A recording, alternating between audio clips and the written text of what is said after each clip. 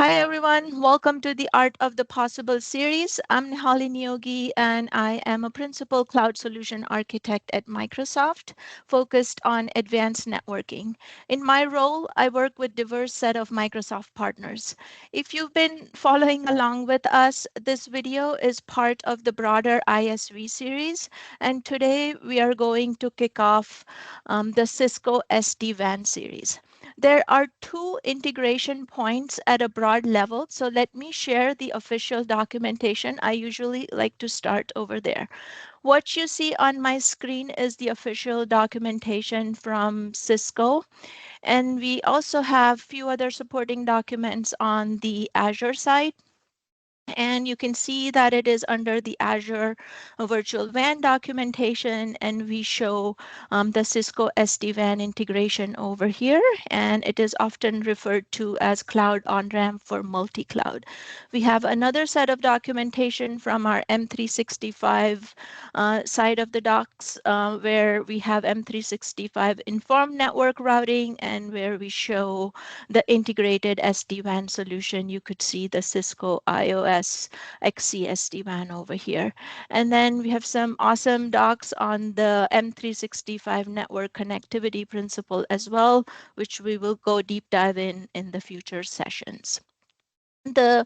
The way this content for this series is designed is to build up. It is designed with collaboration in mind between Cisco network engineers, Azure network engineers, modern desktop teams, and infra architects supporting such integration for a smooth experience for our joint customers.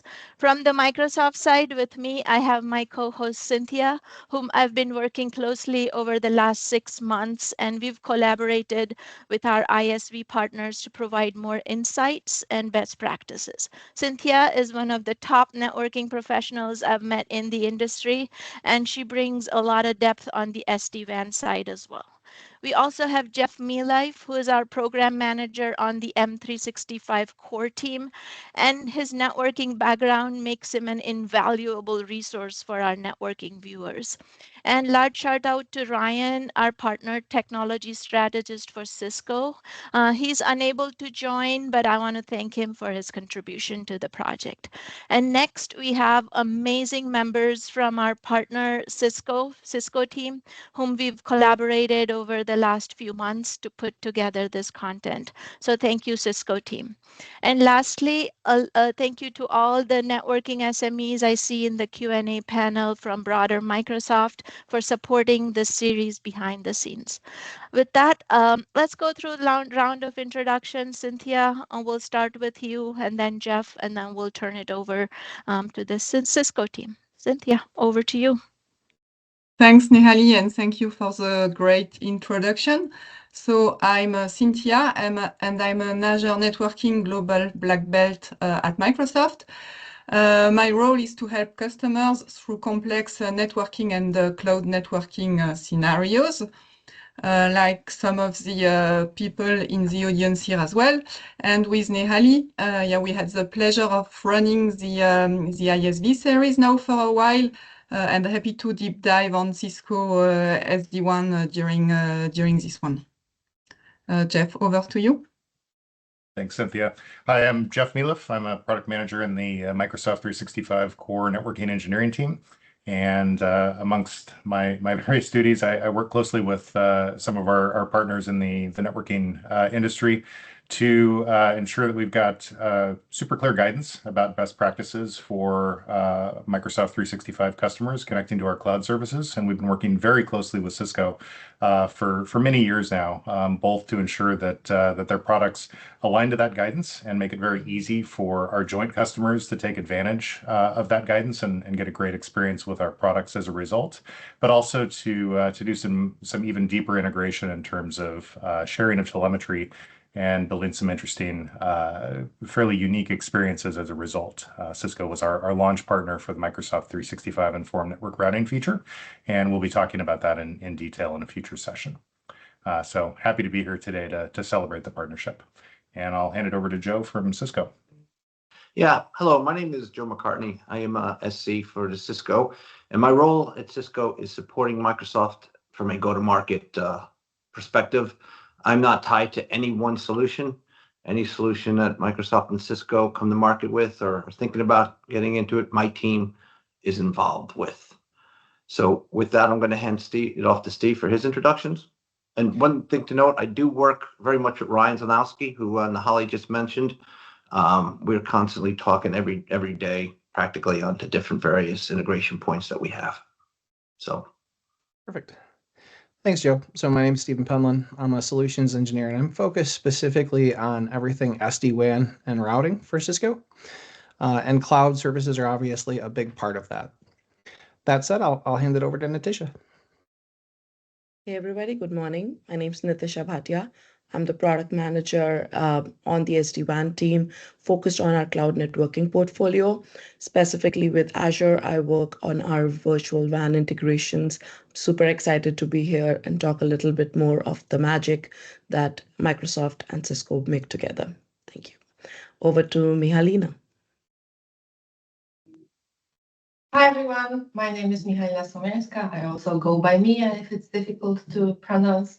And I'm a technical marketing engineer supporting Cloud OnRamp for multi-cloud and service insertion, which includes, of course, the story of SD-WAN being connected with virtual WAN of Azure. Before that, I was in CX, which is customer experience. So I have a little bit experience from actual field working directly with customer and not only in the product team. Very excited to be here. I will be covering the part about the vWAN integration tomorrow, and over to Sai, I guess. Thanks, Mia. Hi, everyone. This is Sai. I'm part of the SD-WAN technical marketing team as well. I focus mostly around our cloud on-ramp integration with Microsoft 365. Apart from that, I work on our analytics and AIOps capabilities as well. Looking forward for the conversation, and I'll be presenting on Cloud OnRamp for SaaS as part of a part 3 in this series. Thanks.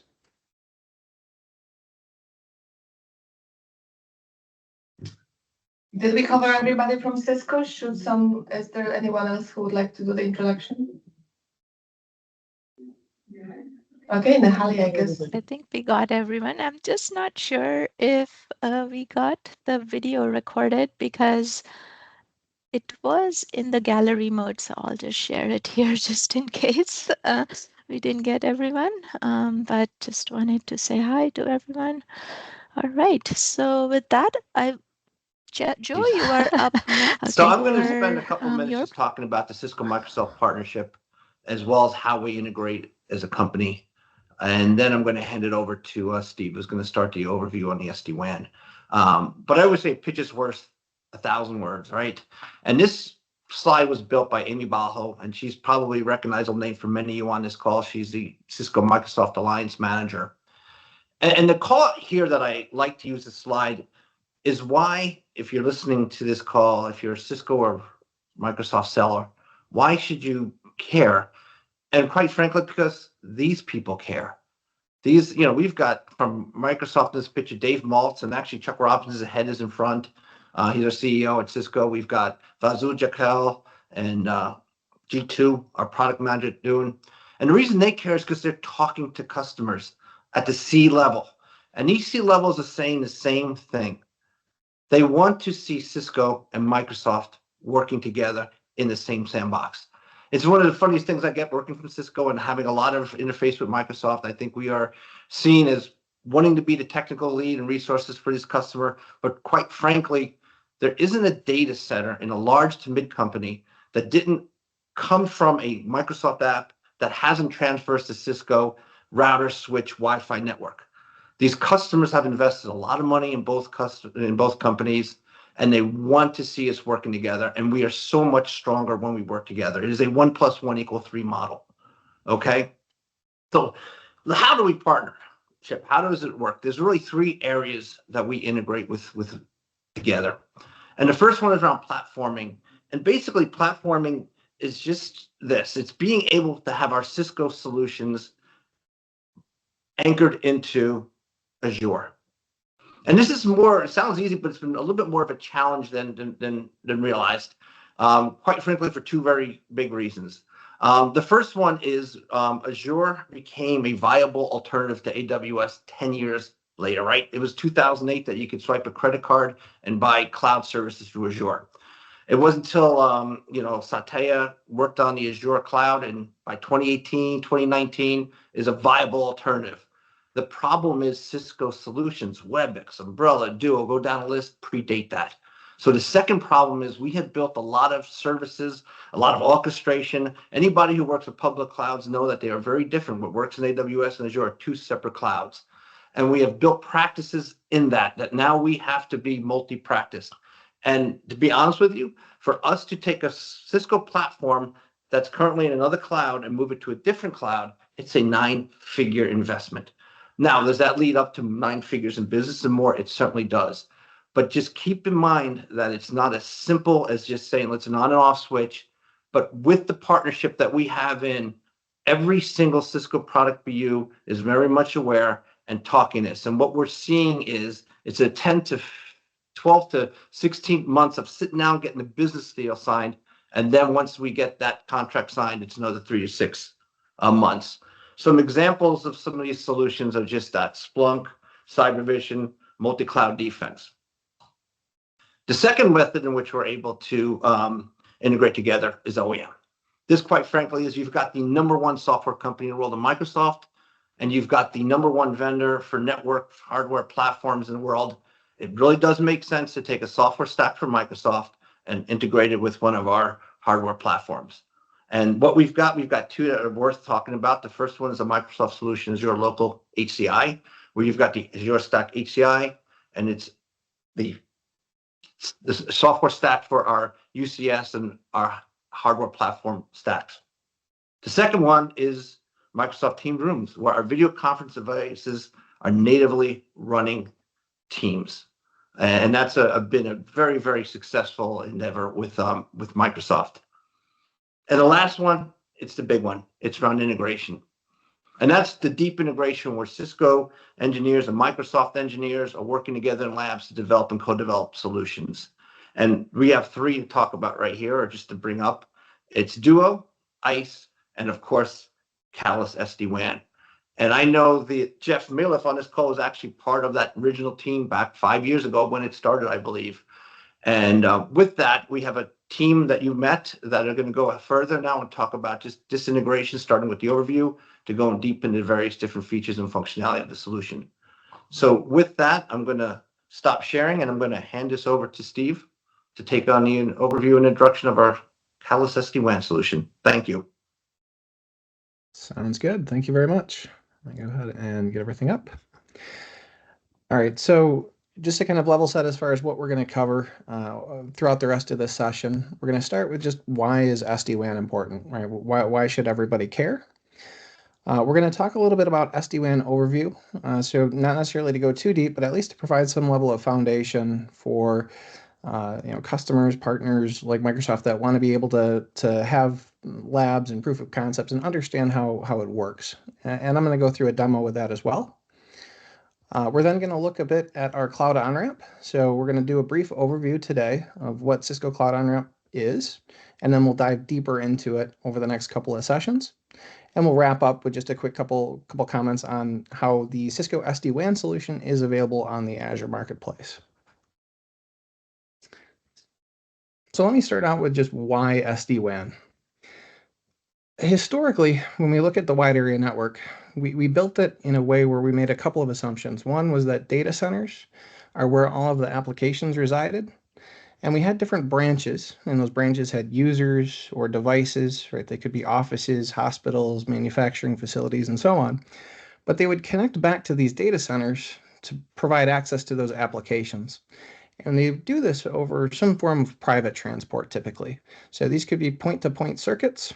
They could be something like MPLS, but they were private connectivity. And as they started needing to talk between the branches, they may have to add additional circuits. They could do something like MPLS to provide a mesh, but it was still private and it was quite costly. And so a couple of things happened around the same time. One is that customers started to ask, why can't we take advantage of other types of transports? Things like public internet, cellular, satellite.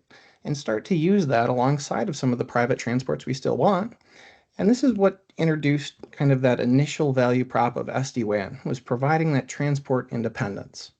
It also provided things like centralized management and visibility that the network engineers didn't have in the past. So now we can start to build fabrics and different network topologies based on these centralized concepts. The next thing that happened, or happened around the same time as I mentioned, customers started to consume cloud resources, both SaaS as well as IaaS and PaaS, and they needed to be able to connect their branches, their users to these applications. The first iteration of this, most customers started out by doing, was we'd bring everything back to a data center, and then the data centers would have connectivity to these applications. And that created a couple of issues. One is it added latency, because we've now got an extra hop. We've got to send everything through the data center before then sending it out of the data center before it hits the application. We've also got a bottleneck in the network, which is the data center. And so what we started to do was offload some of that traffic. So we started with SaaS. Let's say users need to consume M365. We can offload that traffic using some of the connections that are already at these branches. And we'll talk a bit more, definitely go in more depth on this in our third session, where we talk about how do we optimize this connectivity. The second piece of that was for our IaaS and PaaS apps that we have sitting out in the cloud service providers. What we wanted to do is make them seem like another branch on the SD-WAN fabric. And so now we can deploy our virtualized routers into these cloud service providers and take advantage of all the goodness that we get from SD-WAN. And so that's really some of the drivers behind why we went towards SD-WAN and why it's relevant. And then we've added a ton of additional value. So when I talked about that SD-WAN goodness, you can see some of that here. Right? We're going to talk about our cloud automation and how we have simple workflows that we can use to easily deploy SD-WAN to the cloud. We've got integrated security, so built-in next-gen firewall capabilities right on the edge routers themselves. We can integrate with other security solutions. We have segmentation as a foundation. And by integrating with Cisco Identity Services Engine, we can actually build identity-based security policies instead of just traditional networking policies. We focus on the user experience, things like WAN optimization, SaaS application optimization, and application-aware routing, where we can do things like build SLAs, where we are looking at the performance of the different paths and send traffic in the most optimal direction. Analytics and AI, being able to do things like make predictive path recommendations, where we can actually make recommendations to our network users around how they could configure their network to get better performance. We can do forecasting, anomaly detection. We're building an AI assistant into the tool itself, and we have a lot of reporting. And then our integrations. Our customers have many other products, both Cisco and third party, that we can add additional value to just by integrating with them. And we've done that, Microsoft being an example. Plus, we have our own API and some SDKs for our users and customers that want to build custom integrations. So that's really the why. What I'm going to move to now is a little bit of a Cisco SD-WAN overview. Again, not to go too deep, but at least to provide some level of foundation for people that want to build labs, want to understand this better. There's a few different components as part of the Catalyst SD-WAN architecture, and it's really grouped into two different things. One is the edge routers, which you see at the bottom of the screen. These can either be physical platforms or they can be virtual platforms. And we install those at all of our different locations. So the virtual platform is what we'll install into the cloud, right? We may have physical platforms that we install at the campus and the data center. But these edge routers are what talk to each other. They build tunnels between each other, and all of the traffic traverses them. So that's why that's the data plane. The other three components that you see here, the validator, manager, and controllers, can be grouped together and summarized as the control components. The validator authenticates the edge router, says, yes, this router should be allowed onto my fabric.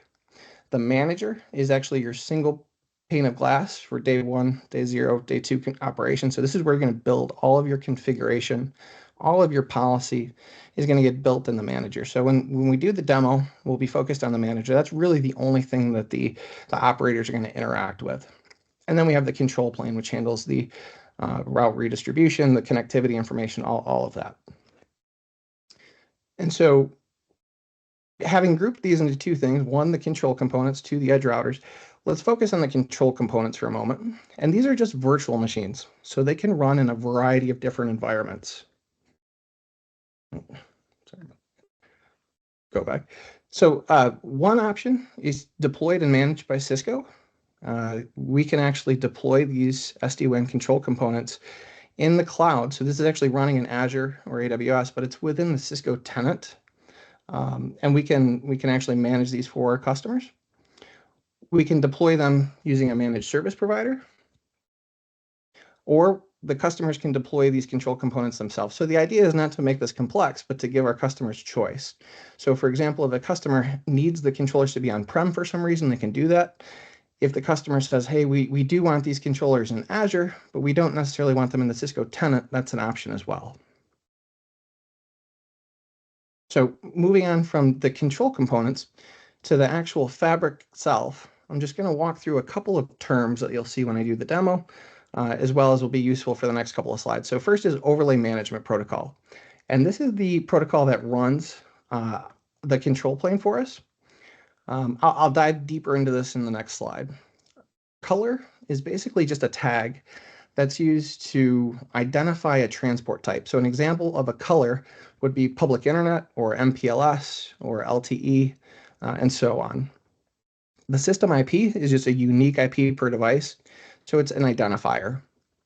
VPN, or a VRF as we've also referred to it as. In the cloud, we often refer to these as segments. It's just used for device and network level segmentation. And then a transport locator, or TLOC, you can think of this as a tunnel interface or a tunnel attachment point on the router. So just to dive into a couple of those a little bit more, overlay management protocol, it's very much a control protocol similar to BGP in its behavior.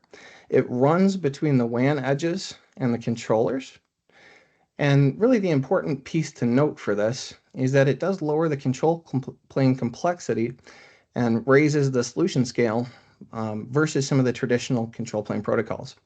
If we look at how we would build a traditional network, especially something that's full mesh or partial mesh, we would have to have a control plane connection or neighborship between each router in the fabric that wants to be able to talk to each other. So as you expand the number of edge routers, you're expanding the control complexity exponentially. By centralizing this, as we expand the edge routers, we're expanding the control complexity linearly, right? Each new router that connects to the fabric only establishes new control plane connections to the controllers themselves. So this is really powerful. On the VPN side, we've got a couple there that by default. One is our transport VPN or VPN 0. This is where we'll connect our transport interfaces. So think of it as basically all of our transports terminate into that VPN 0. Doesn't matter what type of transport, MPLS, INET are the two examples. Obviously, there could be more. We also have a management VPN, VPN 512, which is there by default. You can use this for out-of-band management. You can optionally add an interface to this VPN. You don't have to, but it is there. And then you have one or more service VPNs. And these are the LAN side VPNs where you would actually connect your users and devices. And again, one or more of these. So if you have different segments in the network, you can create multiples of these. So just to stitch together everything we've talked about, let's just walk through the fabric as far as how it gets built. In this example, we've got two WAN edges, 1 and 2. We've got two different transports, and we've got a controller. So what happens when the WAN edges come online is they build a secure tunnel to the controller, so everything's encrypted, and they run OMP within this tunnel. So this is going to handle all of the reachability information needed to build the SD-WAN tunnels between WAN Edge 1 and WAN Edge 2, including the key exchange and all the necessary IP information. Once those tunnels are built, we start running BFD, which is bidirectional forwarding detection across these tunnels. And this is measuring loss latency and jitter. So we can do things like intelligent traffic pathing based on the performance of the links. There's nothing you have to configure. BFD is just up by default. It's always running. As we add VPNs with subnets to the WAN edges, they can be advertised to the WAN edge either through a dynamic routing protocol like BGP or OSPF, or they can reside on the router themselves or be static routes. But the idea is the WAN edges are learning about different subnets that are connected to them. And so they're going to advertise those to the SD-WAN controllers in an OMP update. So we're advertising all of the subnets, the tunnel interfaces, as well as any policy between both the edges and the controller. If additional subnets or VPNs are added, we'll just do another OMP update. And then the controller, what gives us a lot of power here is that we can build policies on the controller that determine how things like routes are advertised. So for example, if we wanted to prefer transport 1 for certain applications, we could do that within a centralized policy. Or if we wanted to define SLAs that determine when traffic should move from one transport to the other, we can do that, again, in these centralized policies. So a lot of power happens on the controller. Again, it's all managed through that SD-WAN manager, but the controller distributes that information. All right. That is just a high level of how the fabric itself works. I'll pause if there's any questions. Yes, Nali. Yes, thank you, Steve. That was an awesome introduction. So, quick question. Not sure if you'd be covering this in the future, but I've seen, just to kind of ground some of the terminology, even coming kind of from Viptela and everything.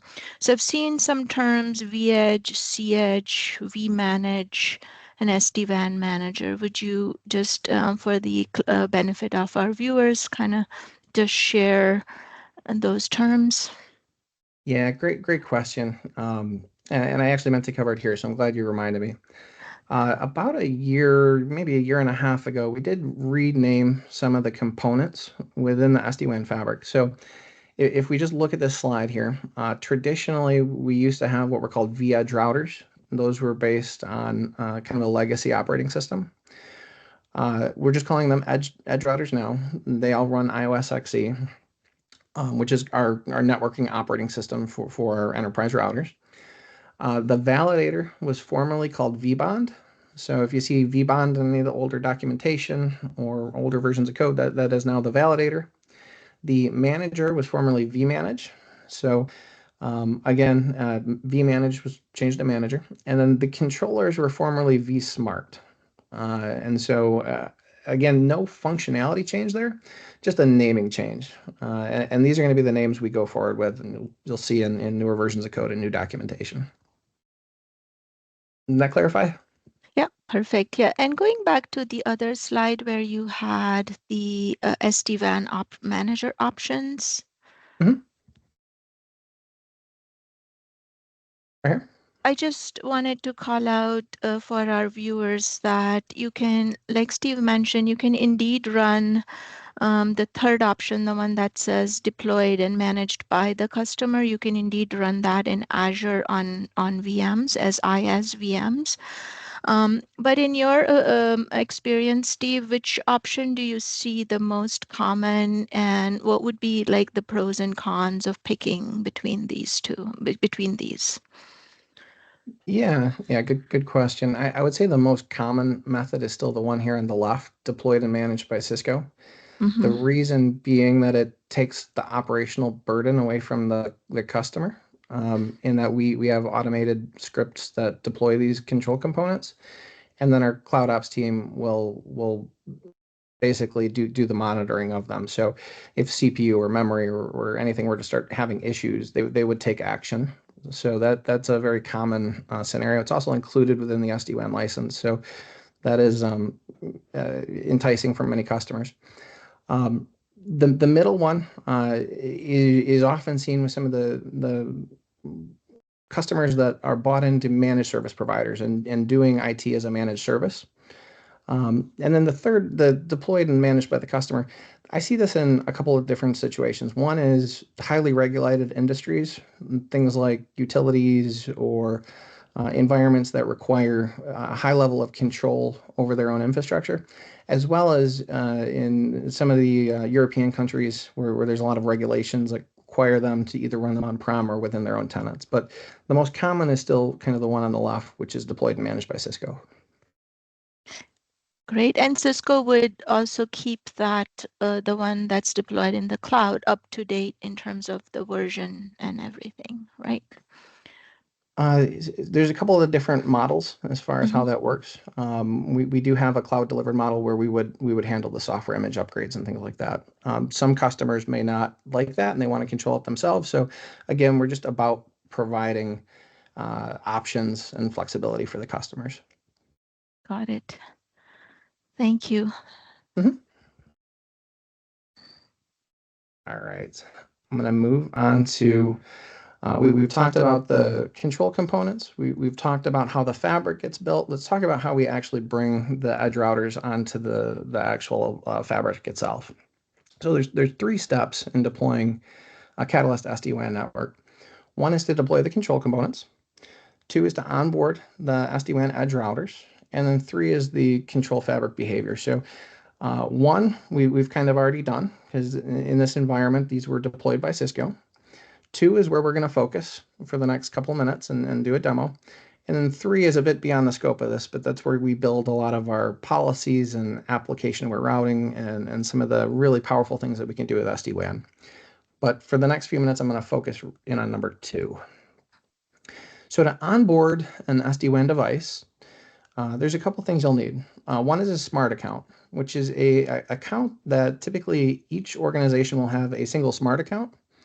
So Microsoft may have a smart account, right? And this is a centralized account holding all of the licenses and where devices register to consume the licenses. And then within that smart account, you can have 1 or more virtual accounts, which is just like a sectioning or segmenting of the smart account. So for example, if you had different business units within an org, you could have a different virtual account for each business unit. And these are going to become important because as we want to onboard devices to the SD-WAN fabric, we're going to have to tie the devices to the smart and virtual account so that we know they belong to the right customer. So this is part of that authorization process I mentioned. When a device comes onto the fabric, it needs to be allowed on.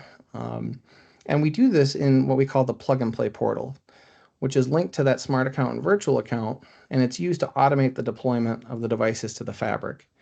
So if it was a physical device and you're purchasing it from Cisco, what's going to happen is the serial number is going to get added to the correct smart account and virtual account automatically so that the devices can do things like zero-touch provisioning.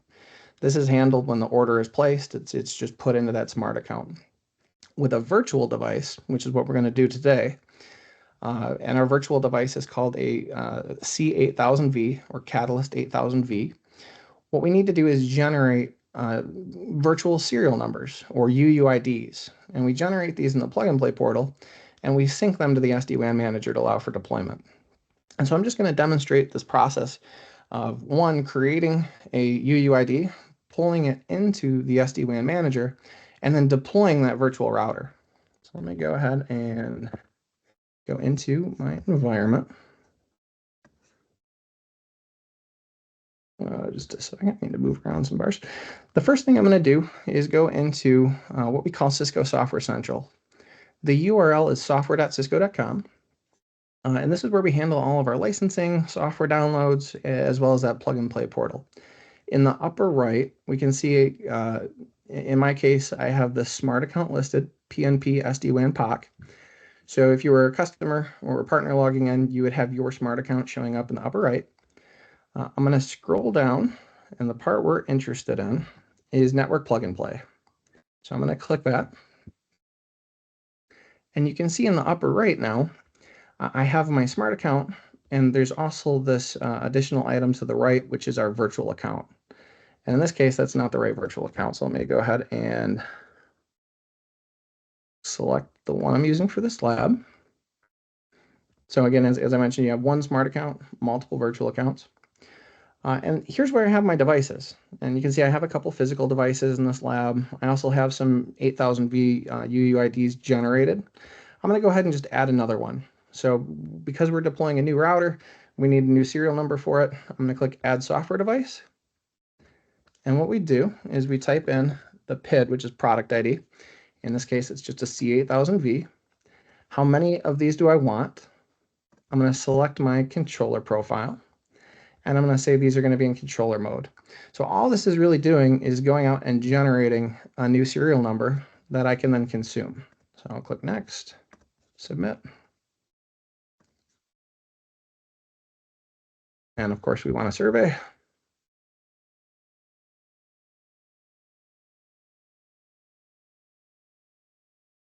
And now we've got this new 8000V that was just created right now by me.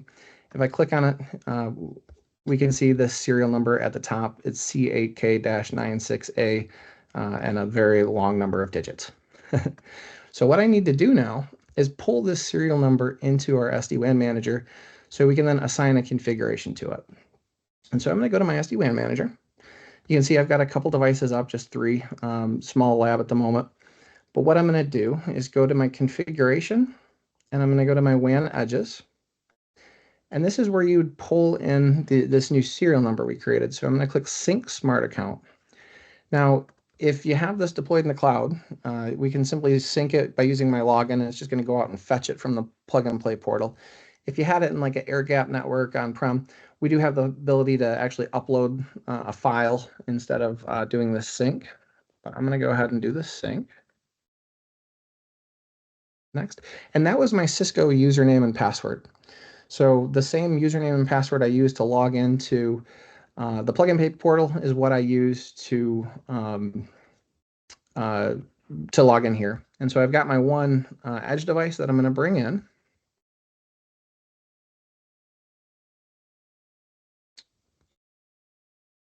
And it's loading.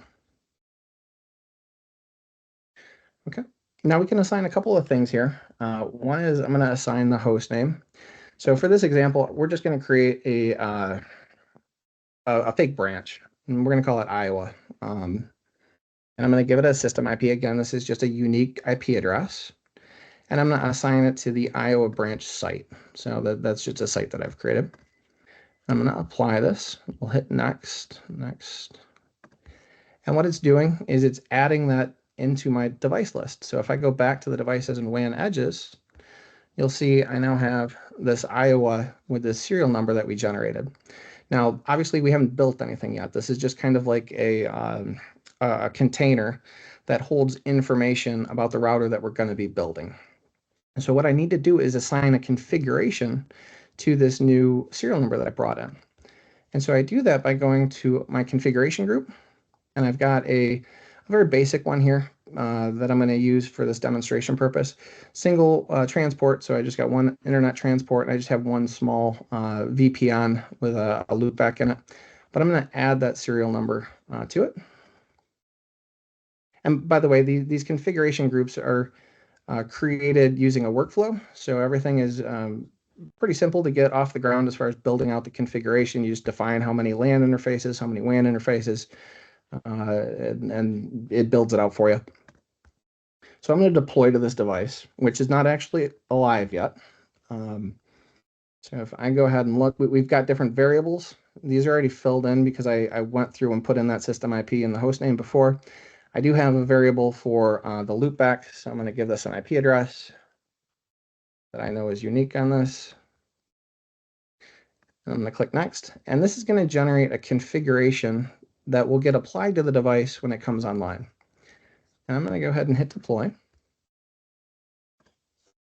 we can see that it's doing it. So it says done scheduled, the config group scheduled to be deployed when device comes online. But what we're going to do is actually go grab a bootstrap configuration for this demo. So if I go back to the WAN edges, we've applied a config to this container, which represents the router we're going to deploy. What I can do is generate a bootstrap config. And I'm going to use this to actually build out the device when it gets deployed. So it's basically a file that contains its initial configuration information. I'm going to put it over here. A couple of important things. One is this is how that UUID gets assigned to the virtual router. It's part of this bootstrap. There's also a one-time password that's used to authenticate the device, and it points it to the validator that my lab is using. So when the device comes online, it's going to know, hey, this is my UUID, this is my password, and this is where I need to go to connect to the fabric. So virtual device, I can deploy it on any number of hypervisors, but I'm going to go ahead and just deploy it in Azure as that seems relevant. One thing to note, this is not to be confused with what we're going to cover in the next session, which is Cloud OnRamp, where we have an automated workflow. I'm going to manually deploy this, just like a virtual branch, we're going to call it. But this is not the integration that we're going to focus on here a bit later. So I'm just going to blow through some of this because this is not the important part. I give it a name. We've already got an image selected, so this is the Catalyst 8000V image that's available in the marketplace. There is a code version here, so understand that there are certain code versions that are compatible with certain controller versions, so that's important. We have our different sizes. I'm going to go with a small size for this case, and we are just going to use an existing key. Disk can stay the same. For networking, I've already created a VNet as well as subnet. And let's give it the security group. The point that's important here is under advanced, what I'm going to do is paste that bootstrap config into the custom data field. And so this custom data field will get read as the virtual machine is created, and it'll use that to load the configuration, and the router will automatically connect to my controllers then at that point. So let me go ahead and create. And while this is going through the validation and creation phase, one point I do want to make that we wanted to make sure we talked about was the connectivity requirements. So all SD-WAN devices use a couple of ports for establishing connections to the controllers. 1, 2, 3, 4, 6 is the default. We also have the ability to configure a port offset. I'm not going to go too deep into this. We have a design guide that we'll link to in the video, which covers all of the connectivity requirements, the firewall ports, everything in detail. So if there's something that you need to reference, that design guide is a really good piece that'll show you pretty much everything I've talked about up to this point, as well as these firewall requirements. So this is going to take a couple minutes to build. Do you guys have any questions we want to hit on at the moment? Yes, Steve, so thank you for that demo. So one question I had, do you still have that snippet of the configuration where we had the UUIDs? Yeah, so here I just want, for the benefit of our viewers, I want to highlight that fourth, the org. See, you have sp-lab-tb as the org ID, the fourth line from the top, the organization ID. Oh, yes. Yep. Yeah, and I want to stitch that together with the plug and play portal controller profile. If I'm not mistaken, that's where it's set, right? Maybe we could show that to our viewers. Sure. Yeah, so if I go back to the Cisco Software Central and I look at my controller profile, it has to match, right? Yes. So my profile name has a org name in it, and this has to match. So this is set up at the time when you initially deploy the controllers. You deploy the organization name. Within the SD-WAN manager, you will also configure that same organization name. And then every time you go to add a device to the SD-WAN fabric, the SD-WAN manager will automatically insert that org name as part of the configuration. So this links it to the fabric, yes. And the order in which it gets created is you first create the controller profile and then create the org name, and then the controller itself would, when you set it up, you use it, right? Yeah, so the order, you would build the controller profile. As part of building that, you would specify the org name, and then when you're deploying your controllers, you would insert the org name. The customers that use the Cisco hosted controllers, we create the controller profile. We also configure the controllers with that org name. So it's not necessarily something you would see unless you're building out controllers manually yourself. Yep. I see. And this port that you are showing here, the 1, 2, 3, 4, 6, is that also set on the SD-WAN manager side? This is going to be the default port that the SD-WAN manager, that all of the control components are going to use by default. So the significance to this is in a physical device world where we do something called zero-touch provisioning. What'll happen is the device boots up fresh. You just got it from, opened it up, took it out of the box, plugged it into an internet connection. It's going to reach out to this plug-and-play portal. We're going to look at the serial number, and we're going to feed the device the host name of the validator, the port number, the protocol, and the org name. And then the device goes and talks to the validator using this information, and it can actually pull down its configuration then without having any manual interaction with it. So this is kind of the linkage that allows us to do that automated provisioning. Got it. Thank you.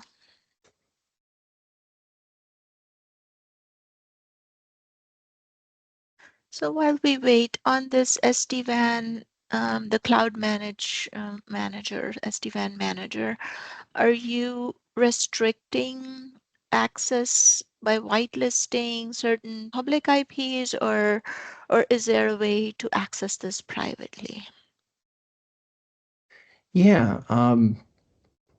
So both are valid ways. One is we do have an allow list, which is configurable, where you can specify only certain public IPs that have access to the SD-WAN control components. And we have a dashboard where you can actually configure that. We call it our self-service portal. The other thing we can do, and some customers ask this for us, is we can deploy one of those virtual routers in the same cloud tenant with the controllers, and then they can connect that virtual router back to their on-prem network and actually use their own private IP addressing to access the controllers. So essentially extending their private network into the hosted controller environment.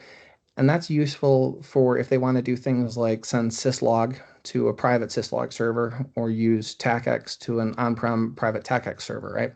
So both options are valid. Awesome. Thanks, Steve. Just refresh.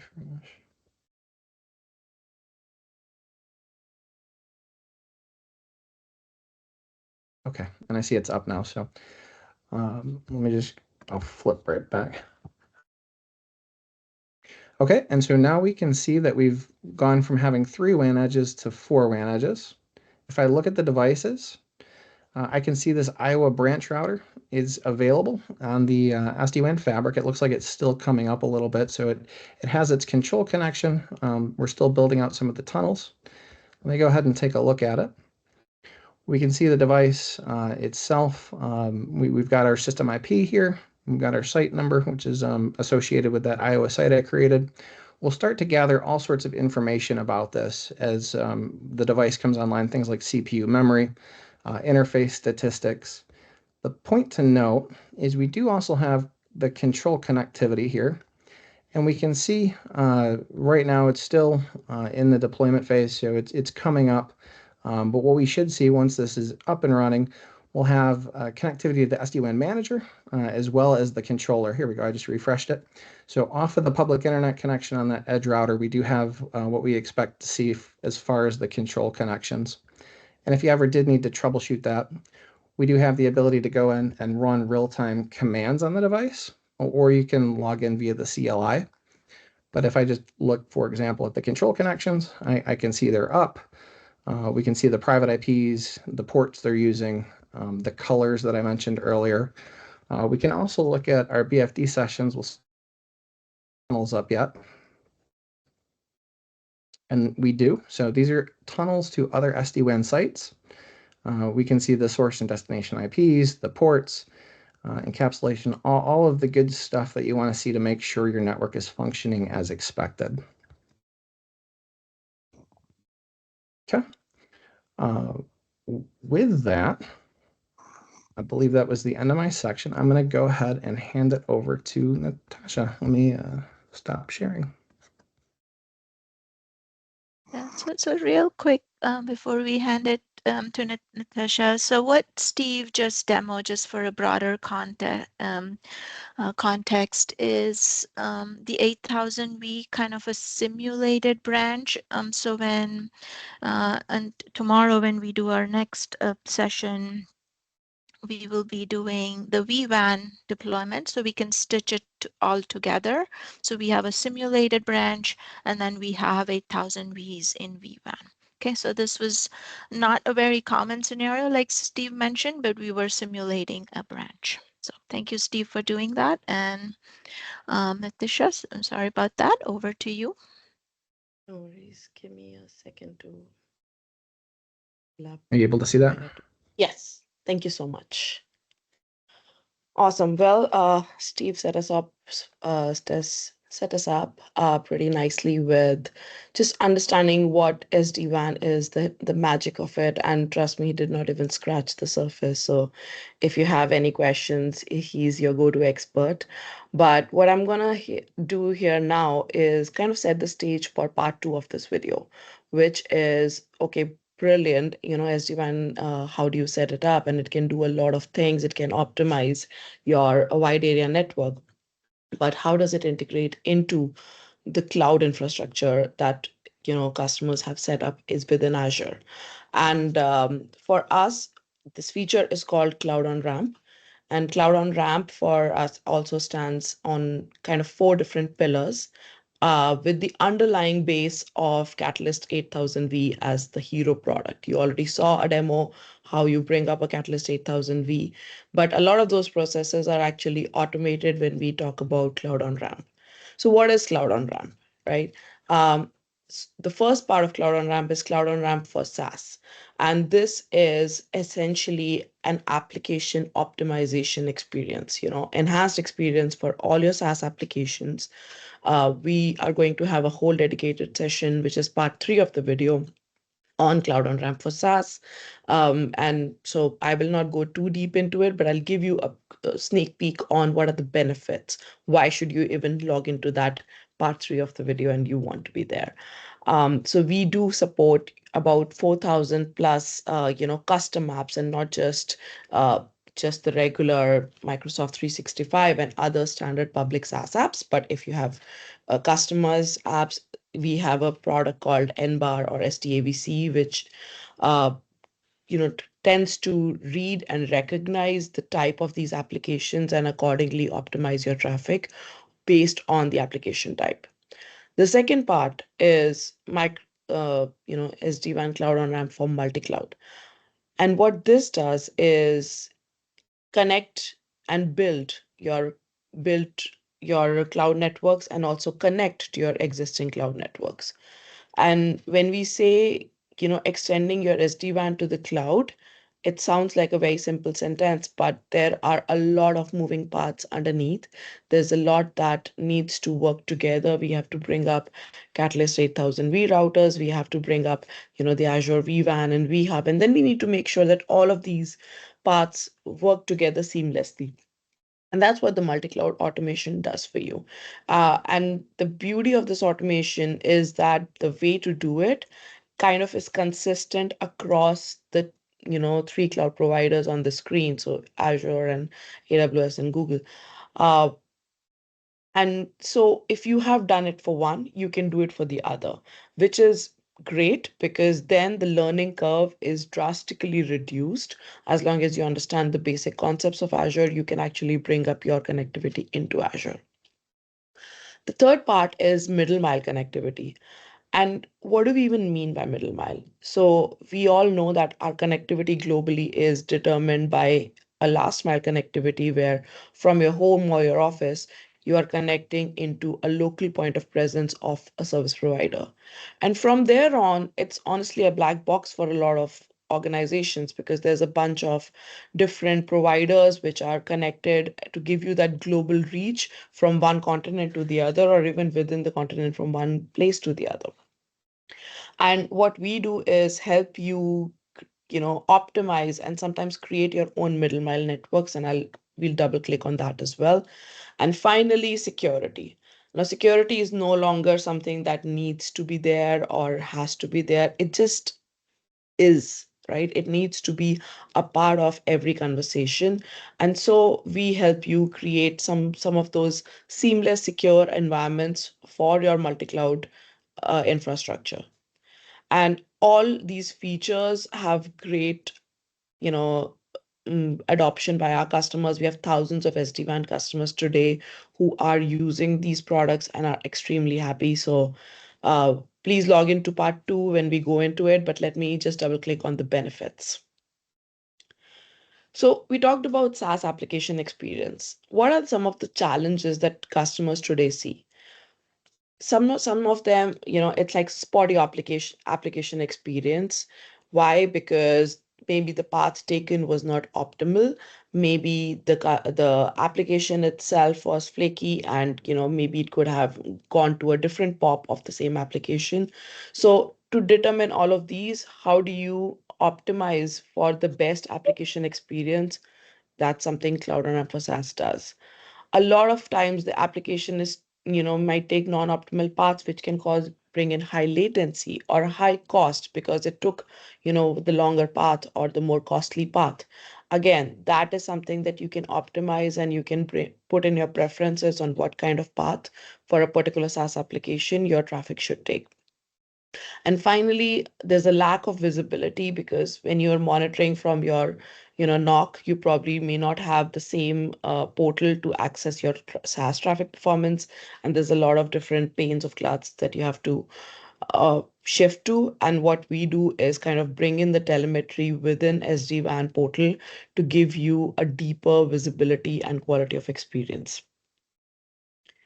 Next, we're going to talk about onboarding your public cloud. And now we're moving from SaaS to more of infrastructure.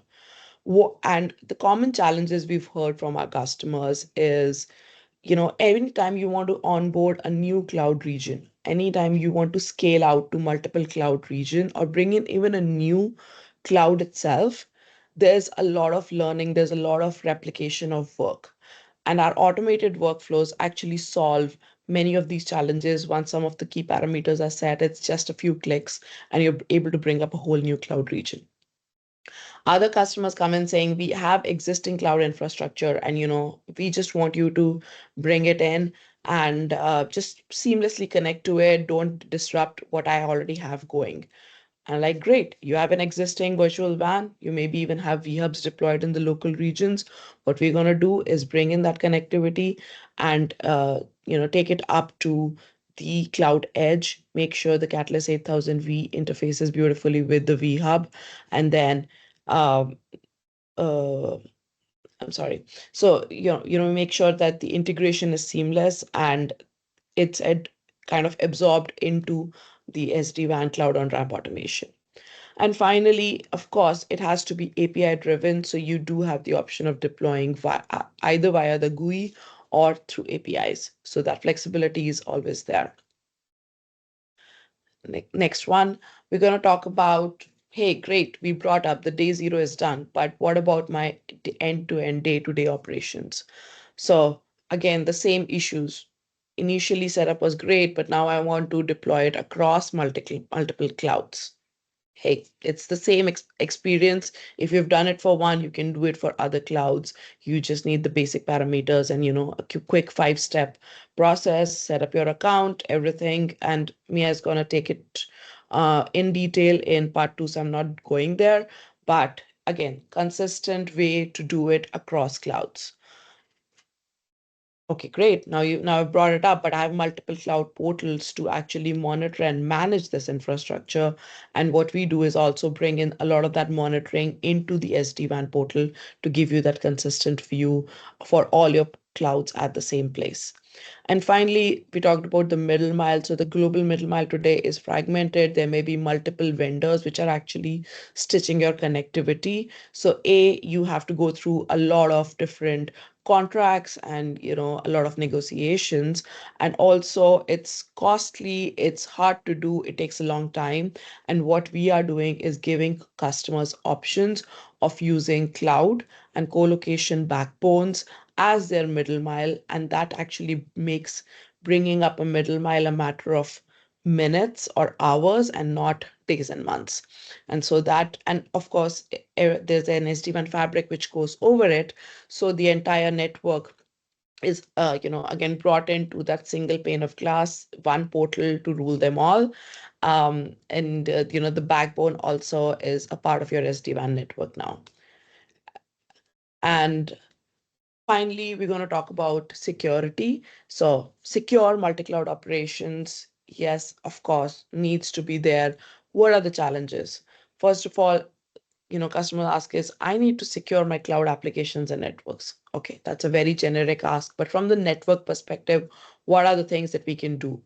Uh, the other challenges are, there's no consistent way to deploy. Maybe I'm doing different vendors. Maybe I'm doing firewall on-prem at some places. I'm doing it in the cloud in other places. Maybe I'm doing VPC level. And so I don't have a consistent way of deploying it across my multi-cloud environments. And the final one, which actually you might have seen a lot of customers doing, is because of all these security constraints, they're actually backhauling their traffic through the data center and then from there to an express route into the cloud. And that, what it does is brings in a high level of latency, and the data center becomes kind of your choke point again. And what we need is seamless branch to cloud connectivity, but it also has to be secure. So how does SD-WAN solve it for you? Well, first of all, we do integration with another Cisco product called Multi-Cloud Defense. Now, this is a cloud native security product. It can, there are different deployment mechanisms. You can have a VNet level deployment. You can have a hub level deployment. So depending on what your preference is, that is a product that Cisco SD-WAN integrates into very nicely. But even our own virtual router, which is the Catalyst 8000V, has its own security stack. So if that's something that customers feel comfortable, they can deploy that, and it has a whole end-to-end security stack on it for ingress and egress traffic, and even east-west cloud traffic that can be secured using these methods. There's another way of doing it, which is, across the SD-WAN fabric, we have something called service insertion. So you can bring your own service, any third party or Cisco service, you bring it in. And what we do is we actually just hairpin the traffic through that security service. You can even chain your services as you need. And what that allows you is to have the same policy applied throughout your SD-WAN network, whether it's the branch edge, whether it's the cloud, and the same policy applies for any services that are inserted in the data path. And finally, entire SD-WAN fabric is end-to-end encrypted. So your traffic is always secure. It's always encrypted. And that's like a base level of security that we always offer to our customers. So that's an overview of Cloud OnRamp. Please log into session 2 and session 3. Nihali can send you the invites for these. But before I close out, I want to go to one very important topic. And this is something extremely exciting. This is something we announced last year, which is ability to buy the SD-WAN licenses via the Azure Cloud Marketplace. So if you are aware, and most of you I'm sure are, that Azure offers a bunch of private offer programs, MPO, and then the DSOR model. And these programs actually allow customers to buy Cisco SD-WAN products off the marketplace and decrement their cloud spend commitments. It is also something that is part of the sales incentives and the sales quota. But most importantly, it's something that our customers greatly benefit from. One, it allows for, as I said, the spend commits, but also we've seen situations where, the finance department at the customer actually goofed up and forgot to budget the appropriate amount for a renewal or a new bunch of routers or whatever it was. So sorry, only virtual routers are allowed. But any of those budgetary limitations, since you already have a MAC commitment in place, they can use this to buy SD-WAN products off the marketplace. And there's a very, the ease of transactability. This is established mechanism, and it just makes life simpler because there are fewer documents to sign and fewer red tape to go through.